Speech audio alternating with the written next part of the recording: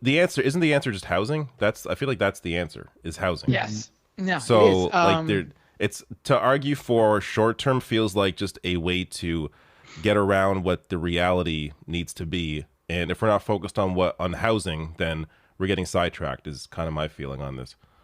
I had this whole topic came up on one of the election night streams I was on. Obviously not the one where I joined you, the one before that, where I was on the conservative stream over on Odyssey. Sean, Lance, you're familiar with this guy, Sean Fitzpatrick or Fitzgerald or something like that.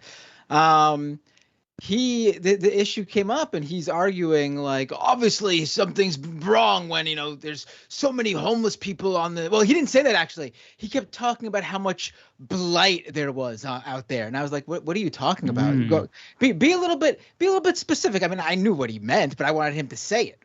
And he's like, just the urban decay and blight. And I'm like, say it, say who you're talking about, please. And he finally was like, homeless people. And I'm like, all right, what do you think we should do about it? And he was like, arrest them. And he was like, I was like, okay, we arrest them, they go to prison, they go to jail, they spend however long there or whatever, they get released. Where do they go? Back on the street. What do we do then? Arrest them. Okay, so you want them to just being constantly arrested, put back out there, this never-ending cycle, which doesn't solve anything. And he was like, well, what do you think we should do? And I was like, housing is an obvious choice. And he's like, no. So the solution from conservatives is just to literally just keep arresting people, and then they go back out on the street and arrest them some more. That's not an answer because it doesn't solve anything. Literally, we have to provide people with housing. It is that simple. And obviously from there, if certain individuals need, mental health, that's something that should be provided as well. If people are violent and a threat to others and themselves, then you can go through the law system to have them,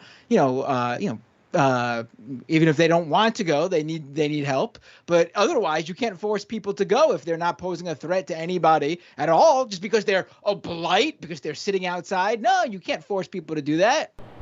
As a person who has experienced this for a number of years and managed to get out of it, they're right. I've been saying this for what, 20 years? The one way you can basically end homelessness is to give a homeless person a home. I mean, that makes the most logical sense, doesn't it? Well, let me just put it to you this way. For those of you who think that we're spending too much money on homeless people and things like that, here is the thing. Because outside of being the most cost-effective thing, if you keep arresting them, you're still paying for their room and board behind bars. You're still paying for their meals. You're still paying for their showers and things like that. You're still paying for it.